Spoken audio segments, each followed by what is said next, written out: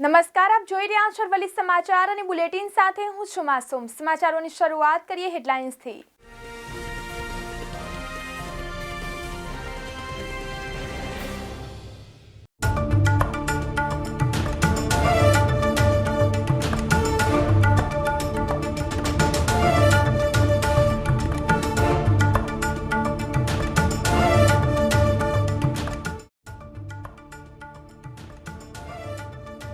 Gujarat state open સ્કૂલની રચના અભ્યાસ અધૂરો હોય તેવા વિદ્યાર્થીઓ ઓપન સ્કૂલ દ્વારા બોર્ડ પાસ કરી શકશે।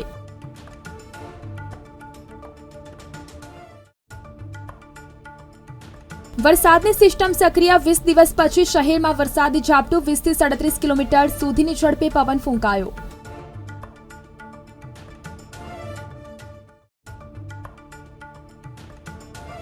ખરાબ હવામાનથી 7 ફ્લાઇટે આકાશમાં ચક્કર મારવા પડ્યા। વાતાવરણ સ્વચ્છ થયા પછી લેન્ડિંગની મંજૂરી મળી।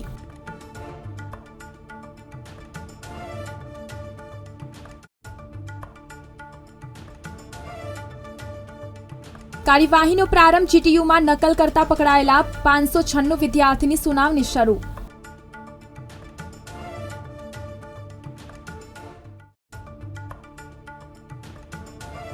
રાતે વીજળીના ચમકારા 40 કિલોમીટરની પવનની સાથે 2 કલાકમાં 1 ઇંચ વરસાદ।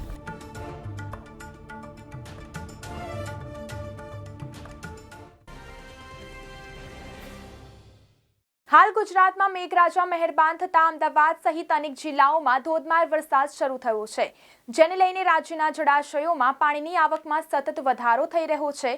બીજી બાજુ ધરોઈ ડેમમાંથી પાણી છોડવામાં આવતા અમદાવાદની સાબરમતી નદીમાં પાણીનું સ્તર વધ્યું છે, જેના કારણે વાસના બેરેજમાં 3 દરવાજા ખોલવામાં આવ્યા છે। સાબરમતીમાં હાલ પાણીની પુષ્કળ આવક થઈ રહી છે, જેને લીધે વાસના બેરેજમાંથી પણ સાબરમતી નદીમાં પાણી છોડવાની ફરજ પડી હતી। આ વિશે મળતી વિગતો અનુસાર સાબરમતી નદી પર બનેલ વાસના બેરેજના નીચાણવાળા વિસ્તારો માટે એક એલર્ટ જાહેર કરવામાં આવ્યું છે। હાલ 5844 ક્યુસેક પાણી સાબરમતી નદીમાં છોડવામાં આવી રહ્યું છે, જેના કારણે વાસના બેરેજના 3 ગેટ ખોલવામાં આવ્યા છે। બંગાળની ખાડીમાં સર્જાયેલી વરસાદી સિસ્ટમને કારણે હવામાન વિભાગે મધ્ય ગુજરાત અને દક્ષિણ ગુજરાતમાં વરસાદને લઈને એલર્ટ આપ્યું છે। દક્ષિણ ગુજરાતના 5 જિલ્લામાં વરસાદનું ઓરેન્જ એલર્ટ આપવામાં આવ્યું છે। નવસારી, ડાંગ, તાપીમાં વરસાદનું ઓરેન્જ એલર્ટ આપવામાં આવ્યું છે। ઉપરાંત સુરત અને નર્મદા, દાદરા અને નગર હવેલીમાં વરસાદનું ઓરેન્જ એલર્ટ આપવામાં આવ્યું છે। ગુજરાતમાં ફરી ચોમાસું સક્રિય બન્યું છે। સપ્ટેમ્બરમાં વરસાદે ફરી દસ્તક આપી છે। ગુજરાતમાં 2 દિવસમાં 200 થી વધુ તાલુકામાં વરસાદ નોંધાયો છે। કપરાડામાં 9.72 ઇંચ, ધરમપુરમાં 7.64 ઇંચ વરસાદ વરસ્યો છે, તો ડાંગના વઘઈમાં 7.28 ઇંચ વરસાદ। રાજ્યમાં આગામી 1 દિવસ વરસાદનું જોર રહેશે, જેમાં દક્ષિણ ગુજરાતના તમામ જિલ્લામાં વરસાદની આગાહી કરવામાં આવી, તો ઉત્તર ગુજરાતના તમામ જિલ્લાઓમાં મધ્યમ વરસાદની શક્યતાઓ વ્યક્ત કરવામાં આવી છે। હાલ પશ્ચિમ બંગાળમાં સિસ્ટમ સક્રિય થતા આખા ગુજરાતમાં વરસાદની આગાહી છે। શુક્રવારે નવસારી જિલ્લાના 6 તાલુકામાં વરસાદ નોંધાયો હતો, તો નવસારીના 3 તાલુકામાં 2 ઇંચથી વધુ વરસાદ વરસ્યો હતો, જ્યારે 3 તાલુકામાં 1 ઇંચથી વધુ વરસાદ નોંધાયો છે। નવસારી જિલ્લામાં ખેરગામ તાલુકામાં 4 ઇંચ વરસાદ ખાબક્યો। સારા વરસાદથી ગુજરાતની ખેતીને નવજીવન મળ્યું છે। અમદાવાદના અનેક વિસ્તારમાં વરસાદી ઝાપટું જોવા મળ્યું, તો એસજી હાઈવે, ગોતા, પ્રહલાદનગર, બોડકદેવ, શામલ, વેજલપુરમાં વરસાદ નોંધાયો છે, તો નારણપુર, નવા વાડજ સહિતના વિસ્તારમાં સતત બીજા દિવસે વરસાદ જોવા મળ્યો હતો। ભાવનગર શહેર અને જિલ્લામાં ગત ઓગસ્ટ આખોમાં સાવ કોરો વીત્યા બાદ સપ્ટેમ્બરમાં જન્માષ્ટમીની મોડી સાંજ બાદ શુકનવંતો વરસાદ વરસતા લોકોએ વરસાદના શ્રી કૃષ્ણ જન્મોત્સવની ઉજવણી કરી હતી।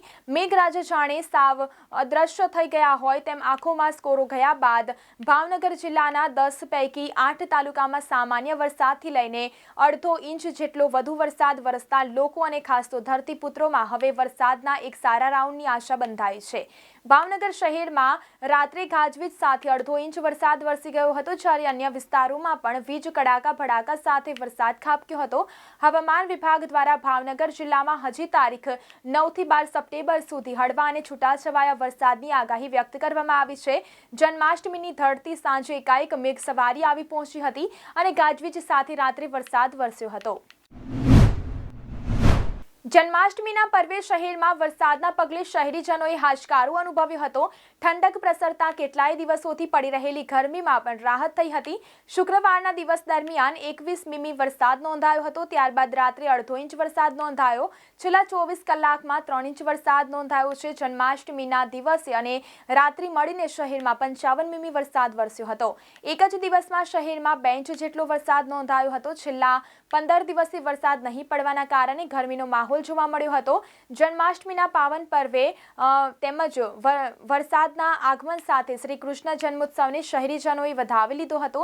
જન્માષ્ટમીના દિવસે રાત્રે 10 થી 12 વાગ્યા સુધીમાં 1 ઇંચ જેટલો વરસાદ ખાબક્યો હતો.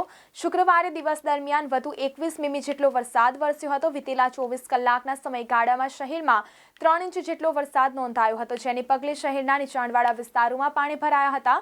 જો કે વરસાદ રોકાતા પાણીનો નિકાલ થયો હતો.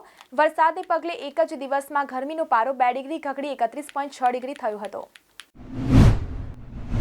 ડાકોરમાં વીઆઈપી દર્શનનો વિવાદ વકર્યા બાદ અંબાજી મંદિરના ગર્ભગૃહમાં દર્શનનો વિવાદ સામે આવ્યો હતો. જો કે હાલ આ વિવાદ શમી ગયો છે, એટલે કે હવે અંબાજી મંદિર દેવસ્થાન ટ્રસ્ટે વીઆઈપી દર્શન બંધ કરી દીધા છે. હવે અંબાજી મંદિરમાં આવનાર દરેક શ્રદ્ધાળુ માટે એક જ નિયમ રહેશે. હવે અંબાજી મંદિરમાં આવનાર દરેક શ્રદ્ધાળુ માટે એક જ નિયમ રહેશે અને એ લાઇનમાં ઊભા રહીને મા અંબાના દર્શન કરશે.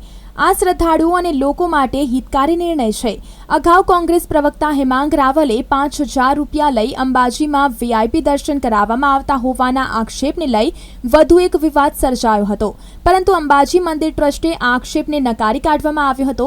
તેમજ છેલ્લા 10 દિવસથી ગર્ભગૃહમાં તમામ નાગરિકો માટે દર્શન વ્યવસ્થા સદંતર રીતે બંધ હોવાનું જણાવ્યું હતું. ત્યારબાદ હવે અંબાજી મંદિર દેવસ્થાન ટ્રસ્ટે વીઆઈપી દર્શન બંધ કરી દીધા છે. અંબાજી મંદિર દેવસ્થાન ટ્રસ્ટ દ્વારા વીઆઈપી દર્શન ન થતા હોવાની વાત કરી હતી.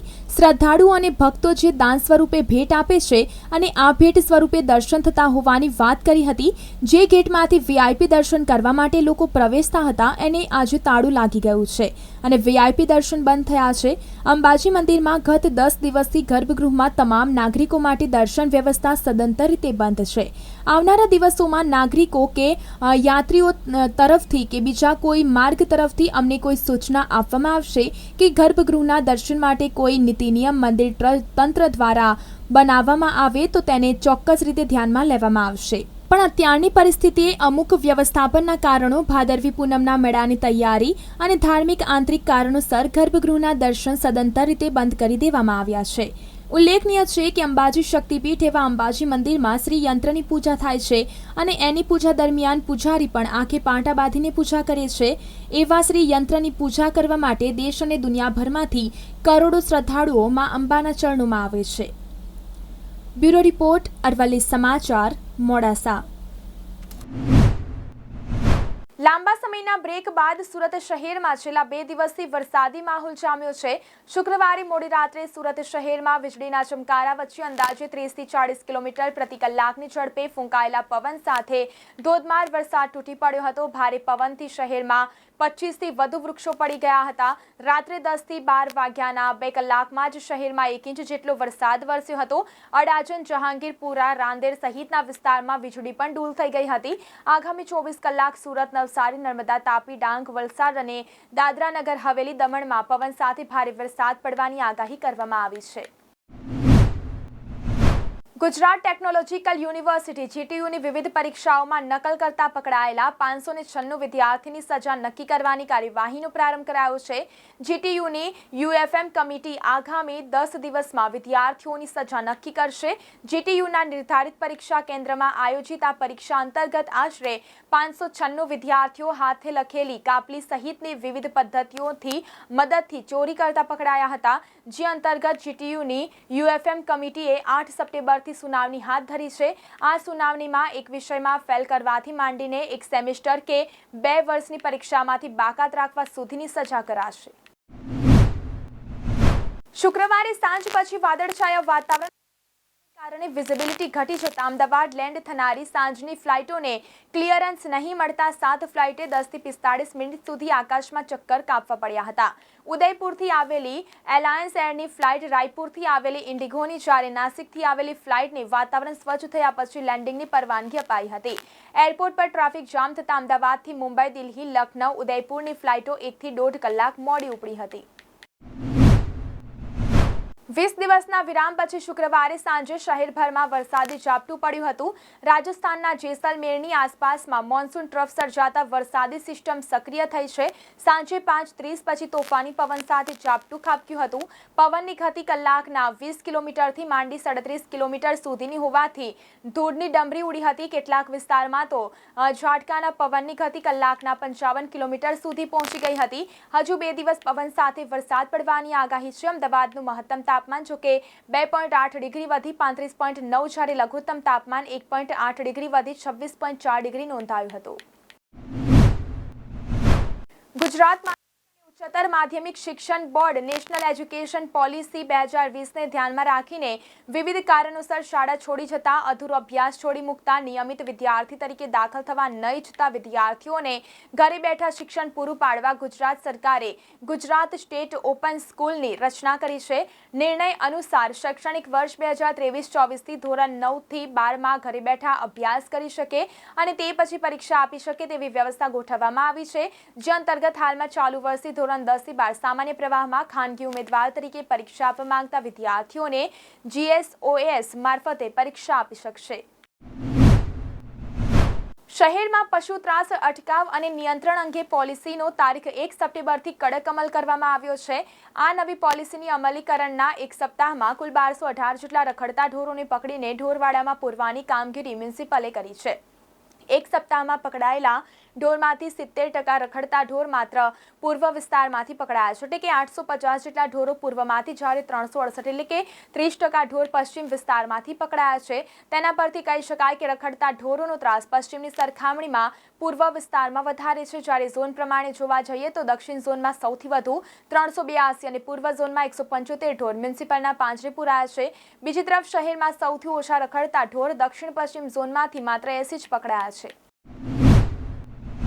તો આ સાથે બુલેટિનમાં અત્યારે બસ આટલું જ. વધુ સમાચાર જોવા માટે જોતા રહો અરવલ્લી સમાચાર, એટલે તમારો વિસ્તાર, તમારી વાત.